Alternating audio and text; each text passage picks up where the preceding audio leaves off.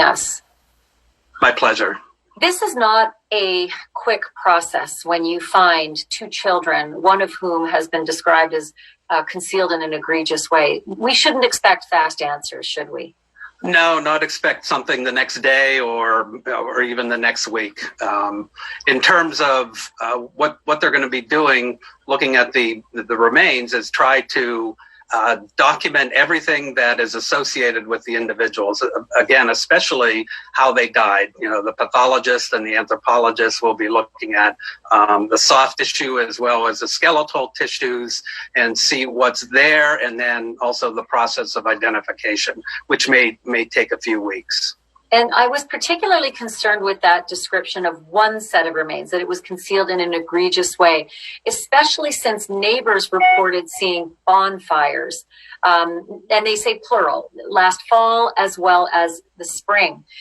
If fire was involved with concealing the remains of these children, can you help me understand how that complicates things? The first aspect of that is that if you have a bonfire or large fire, and you're able to put the bodies of humans into the fire at a large scale like that, then you can, and if you have some time, you can basically reduce the individual to a bunch of skeletal elements. What happens in a burning body situation is that you burn off the soft tissue. That doesn't take minutes. That usually takes hours. And then once you get to the bones, that also takes a long period of time.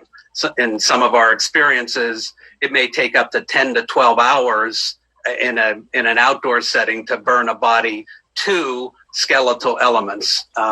Once you reduce it to skeletal elements, what happens is the bones shrink and warp and fracture. And I guess the sort of the understanding is that you can burn a body to ash, but that's not the case. That's fascinating what you just said. So if neighbors reported seeing bonfires, if in fact that was the effort to conceal and completely reduce a body to ash, it would have taken 16 hours. I mean, they would have seen a bonfire that went on for a very, very long time, correct? Yes. If we're talking about a bonfire, we have a big fire, an intense fire. And so it still would have taken many hours to do that. And if you're talking about multiple episodes, then that's what it would take.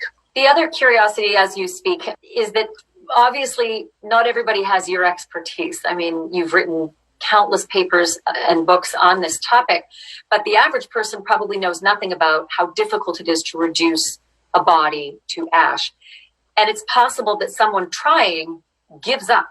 Do you see this in other crimes, in other attempts to conceal evidence, that they try the fire technique and realize it is not what it looks like on TV, and then they just bury the remains as they are? I had a case a few years ago in which an individual killed his father and then his stepmother and burned both of them. He burned the father first, and it probably took 10 to 12 hours. He did a pretty good job and reduced it to just bone fragments and burned bone fragments. And then for the stepmother, he lost the patience and probably spent about 4 or 5 hours. And then rather than burying it, he just distributed over the property in a adjacent pond and things like that. So it takes a great deal of effort. Such a horrifying thought, just to sort of to process what you're saying. And God forbid that's what happened to these children. If it did, can you help me understand what any kind of contact with fire would do to the forensic process? For instance, what if you're trying to find out if there was some cause of death, a trauma or something? Would it erase all evidence of that, or would it still be retrievable if there was fire involved? In terms of the fire, if it was in a long period of time, it may destroy most, if not all, of the soft tissue, and so we wouldn't have that available to us. But if the trauma impacted the bone, we would still be able to determine that the fractures that we see are related to the peri-mortem time period, the time of death, rather than the effects of fire.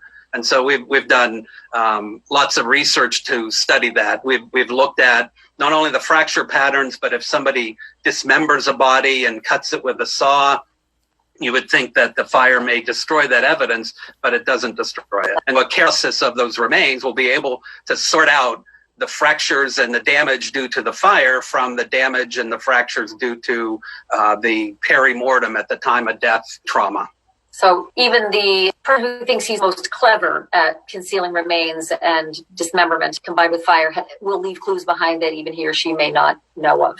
Yes. Can I ask you how difficult it is to sort through remains like this? For instance, is it difficult to tell whose remains are whose if they've gone through a fire, but also how to determine what is charred accelerant or charred fuel, wood, etc., versus bone?